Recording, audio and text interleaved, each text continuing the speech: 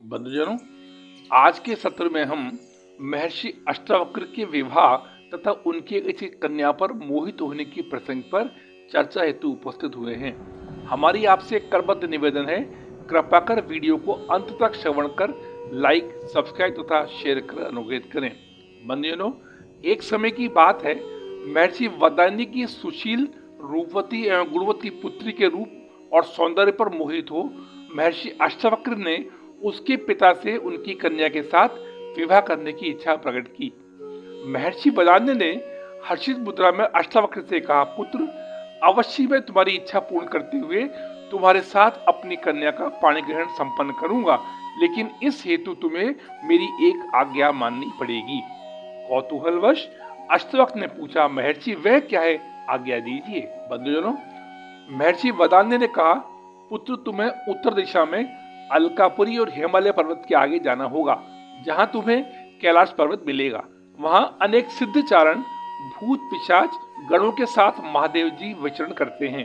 इस स्थान की पूर्व और उत्तर दिशा की ओर 6 ऋतुएं, काल, रात्रि, देवता और मनुष्य आदि महादेव जी की उपासना में लीन रहते हैं। जैसे ही तुम इस स्थान को लांघोगे, तुम्हें मेघ के समान एक नीला वन मिलेगा, जहां एक वृद्धा तपस्विनी रहती है।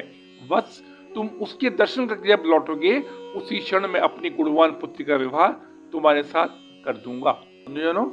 महर्षि वदान्य की बात स्वीकार कर अष्टावक्र ने यात्रा प्रारंभ करी तथा हिमालय पर्वत पर पहुंचे, जहां उन्होंने धर्मदायिनी बाहुदा नदी के पवित्र जल में स्नान और देवताओं का तर्पण कर कुशासन बिछा रात भर विश्राम किया।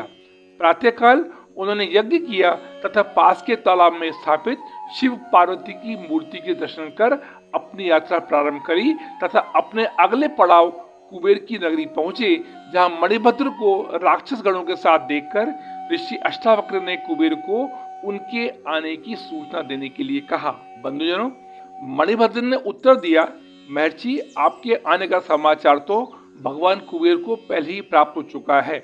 वह आपका समुचित सत्कार करने के लिए स्वयं पधार रहे हैं। फलस्वरूप कुबेर ने महर्षि अष्टावक्र का स्वागत किया और अपने भवन में ले जाकर ऋषि के चित्त को प्रसन्न करने के लिए जुटाए विभिन्न आमोद प्रमोद के साधनों, जैसे गंधर्वों के द्वारा मधुर गायन, अप्सराओं के आकर्षक नृत्य और चारों ओर तरह तरह के वाद्यों की ध्वनि से गुंजायमान मस्ती भरे प्रसाद आदि के माध्यम से महर्षि का मनोरंजन करने का भरसक प्रयास किया।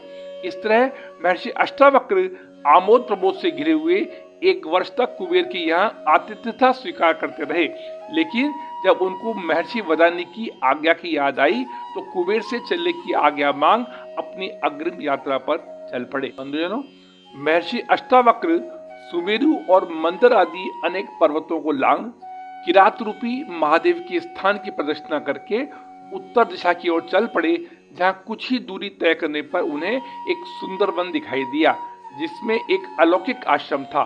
इस आश्रम के पास अनेक रत्नों से विभूषित पर्वत, जिन पर सोने के विमान रखे हुए थे, सुंदर तालाब, मंदार के फूलों से अलंकृत कलकल निनाद कर दी मंदाकिनी, चारों ओर मणियों की जगमगाहट और तरह तरह के सुंदर पदार्थ थे, जो प्रथम दृष्टया में कुबेर की नगरी से भी अधिक शोभायमान प्रतीत होते थे। बंधुजनों, अष्टावक्र यह सब देख आश्चर्यचकित हो अपने ठहरने और विचरण करने के लिए एक उपयुक्त स्थान ढूंढ रहे थे कि उन्हें एक नगर दिखाई दिया, जिसके द्वार पर जा पुकार कर उन्होंने कहा, मैं अतिथि हूँ, नगर पाणी मेरा स्वागत करें। उस समय द्वार पर कामदेव की माया से प्रेरित होकर आतिथ्य हेतु 7 परम सुंदर कन्याएं उपस्थित हुई, जिन्होंने ऋषि अष्टावक्र के अंतर में काम वासना जगा कोलाहल सा मचा दिया और वह एकटक निहारते खड़े के खड़े रह गए। लेकिन कुछ समय पश्चात फिर उन्होंने अपने तपोल से अपने मन को वश में कर लिया।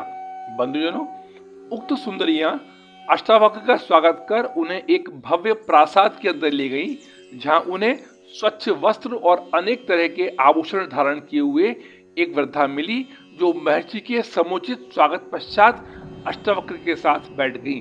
तत्पश्चात वृद्धा ने सुंदरियों से जाने को कहा, अतः वह सभी चली गई। रात्रि होने पर महर्षि के आराम के लिए एक अति आरामदायक शैया की व्यवस्था कर दी गई। जब महर्षि शयन करने लगे, उन्होंने उस वृद्धा से भी जाकर अपनी शैया पर शयन करने के लिए कहा। इस प्रकार वृद्धा भी अपनी शैया पर जाकर लेट गई। रात्रि का एक ही प्रहर बीता होगा।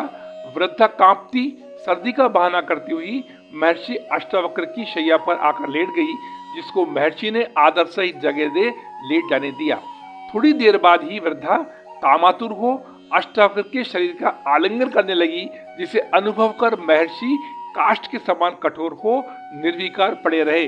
लेकिन वृद्धा महर्षि के साथ रमण करने की काम पीड़ा में जल रही थी और बार बार लौकिक और अलौकिक अनेक प्रकार के सुखों का प्रलोभन दे इच्छा पूर्ण करने के लिए प्रेरित कर रही थी। बंधुजनों, हमारी आपसे संवेदन निवेदन है, कृपा कर सच्चे सनातनी होने के नाते कमेंट बॉक्स में जय श्री कृष्ण अवश्य लिखकर सनातन धर्म को पुष्ट करने की दिशा में अपना योगदान प्रदान कर कृतार्थ करें। बंधुजनों, वृद्धा की प्रार्थना सुनकर अष्टावक्र ने कहा, हे शुभे, मैं एक तपस्वी और पूर्ण ब्रह्मचारी हूँ। किसी भी स्त्री को मैंने स्पर्श नहीं किया है। धर्मशास्त्र में व्यभिचार को निंदनीय बताया गया है। मेरा उद्देश्य तो विधि पूर्वक विवाह करके पुत्र उत्पन्न करना तथा मात्र सांसारिक धर्म की पालना है। मैंने कठोर संयम से मन को वश में किया हुआ है। आप मुझे व्यभिचार की ओर उन्मुख करने का व्यर्थ प्रयत्न न करें। इसके अतिरिक्त जो भी आज्ञा हो दें, मैं करने के लिए तैयार हूँ। बंधुजनों, कामातुर वृद्धा ने हर संभव प्रयास करते हुए कहा, महर्षि, मैं स्वाधीन स्त्री हूँ। मेरे साथ सहवास करने से आपको परिस्त्री गमन का दोष नहीं लगेगा।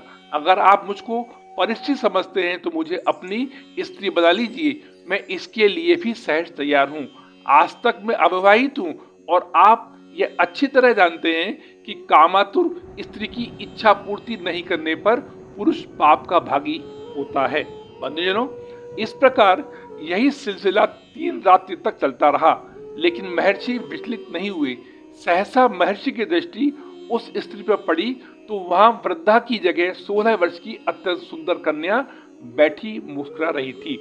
जब महर्षि अष्टावक्र ने उस देवी से इस रूप का रहस्य पूछा तो कन्या ने मुस्कुराते हुए कहा, हे महर्षि, मैं परिस्त्री गमन के लिए आपके मन को विचलित कर परीक्षा ले रही थी, लेकिन आपने कठोर संयम का पालन करते हुए धर्म की मर्यादा का अनुसरण किया। महर्षि, मैं ही उत्तर दिशा हूँ जिसने स्त्रियों के चपल स्वभाव का प्रदर्शन करने के लिए वृद्धा का रूप रखा था। मुझे अति प्रसन्नता है कि आपने स्त्री की चंचलता देखकर भी ब्रह्मचर्य व्रत का पालन किया। फलस्वरूप ब्रह्मा और इंद्र आदि देवता आप पर अत्यंत प्रसन्न हैं। जिस कार्यवश महात्मा वदान्य ने आपको यहाँ भेजा है वह अवश्य ही पूरा होगा तथा महर्षि की पुत्री आपके साथ परिणय बंधन में बंध पुत्र रत्न को प्राप्त होगी। बंधुजनों, यह सुन अष्टावक्र अत्यंत प्रसन्न हुए और उत्तर दिशा से प्रस्थान की आज्ञा मांग आदर सहित विदा ले लौटकर महर्षि वदान्य के पास आए तथा यात्रा का सारा वृत्तांत सुनाया, जिससे पूर्णतः संतुष्ट होते हुए महर्षि ने अपनी कन्या का पाणी ग्रहण उनके साथ कर दिया। बंधुजनों, सनातन धर्म को पुष्ट करने की दिशा में आप सभी सनातन प्रेमियों के सहयोगी अपेक्षा के साथ हम अपना साधुवाद प्रेषित करते हुए वाणी को अगले सत्र तक विराम देने के लिए क्षमा प्रार्थी हैं। अतः अगले सत्र में मिलने की तीव्र इच्छा के साथ जय श्री कृष्ण। धन्यवाद।